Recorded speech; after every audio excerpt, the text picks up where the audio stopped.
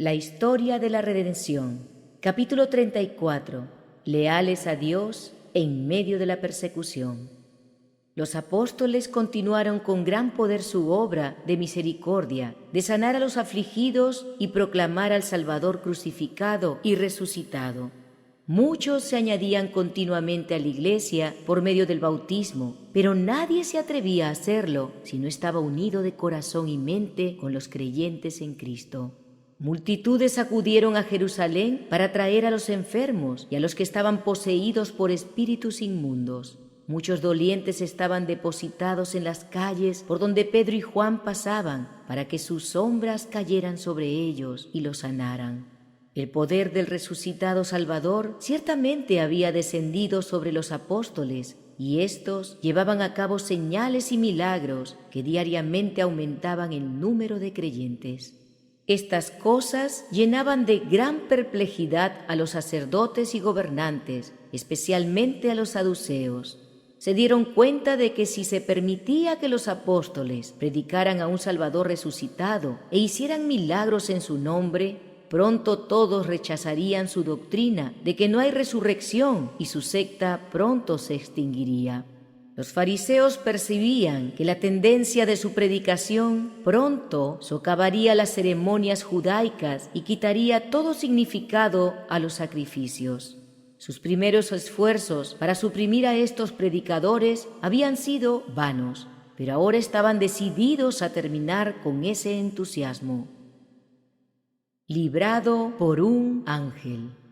De acuerdo con esto, los apóstoles fueron arrestados y puestos en prisión, y se convocó al Sanedrín para que tratara su caso.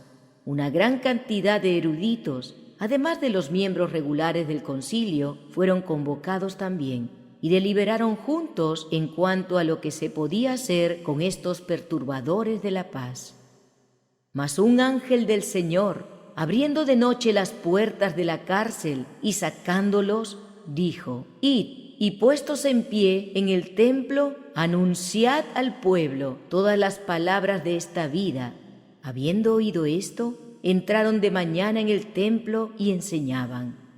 Cuando los apóstoles aparecieron entre los hermanos y les contaron cómo los había conducido el ángel directamente entre los soldados que guardaban la prisión y les habían dado orden de reasumir la tarea que había sido interrumpida por los sacerdotes y gobernantes, aquellos se llenaron de gozo y asombro.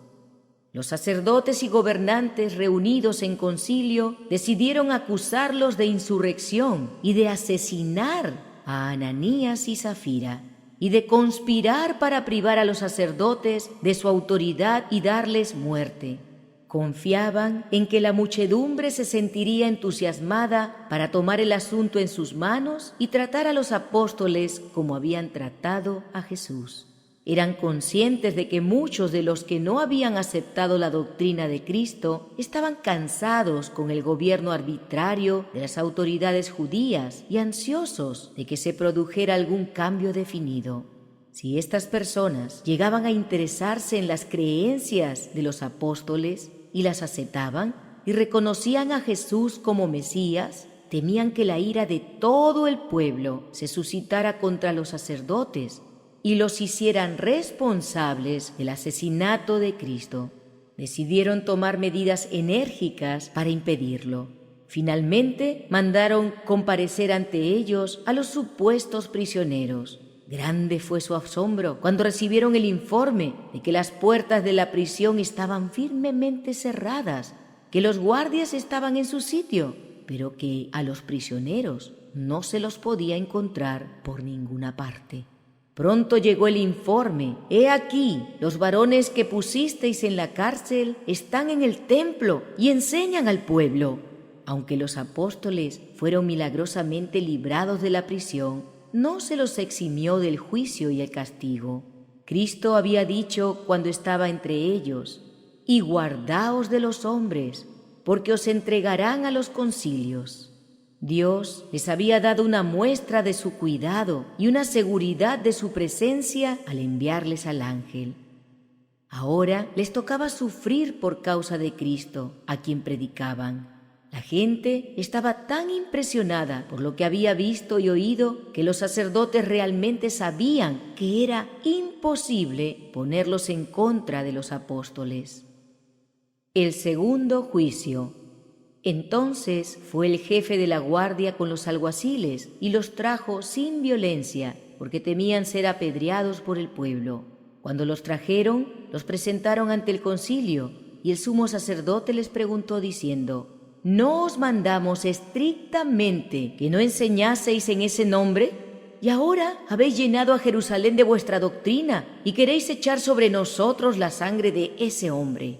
En ese momento no estaban tan dispuestos a llevar la culpa de asesinar a Jesús, como cuando se unieron a la turba degradada para gritar: «Su sangre sea sobre nosotros y sobre nuestros hijos».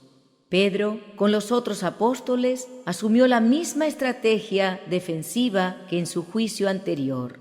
Respondiendo Pedro y los apóstoles dijeron: «Es necesario obedecer a Dios antes que a los hombres». Un ángel enviado por Dios los libró de la prisión y les mandó enseñar en el templo. Al seguir sus indicaciones, estaban obedeciendo el mandato divino y debían continuar haciéndolo. No importaba cuánto les costara. Pedro continuó: «El Dios de nuestros padres levantó a Jesús, a quien vosotros matasteis colgándole en un madero. A éste Dios ha exaltado con su diestra por príncipe y salvador, para dar a Israel arrepentimiento y perdón de pecados. Y nosotros somos testigos suyos de estas cosas, y también el Espíritu Santo, el cual ha dado Dios a los que le obedecen». El espíritu de la inspiración descendió sobre los apóstoles, y los acusados se convirtieron en acusadores y cargaron el asesinato de Cristo sobre los sacerdotes y gobernantes que componían el concilio. Los judíos se enfurecieron tanto que decidieron tomar la ley en sus manos. Sin continuar el juicio y sin tener la autorización de los funcionarios romanos para dar muerte a sus prisioneros. Culpables ya de la sangre de Cristo, estaban ansiosos ahora de manchar sus manos con la sangre de los apóstoles.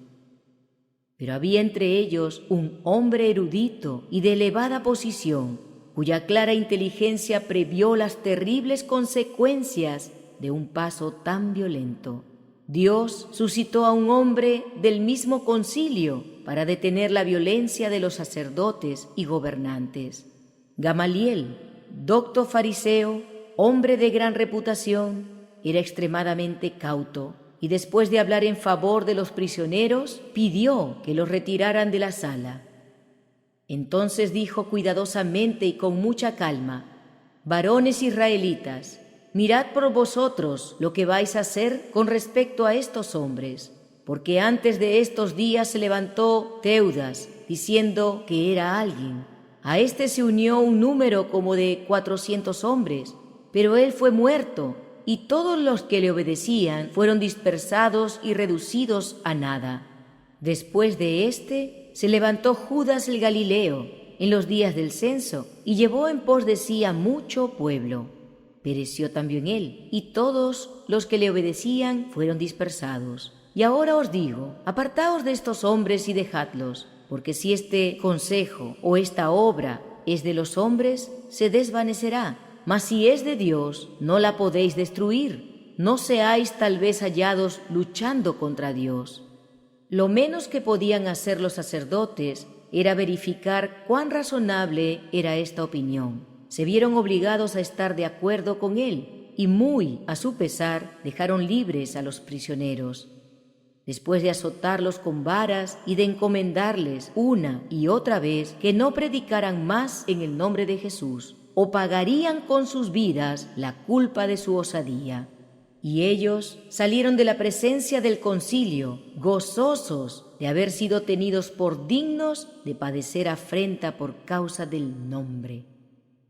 Y todos los días en el templo y por las casas no cesaban de enseñar y predicar a Jesucristo.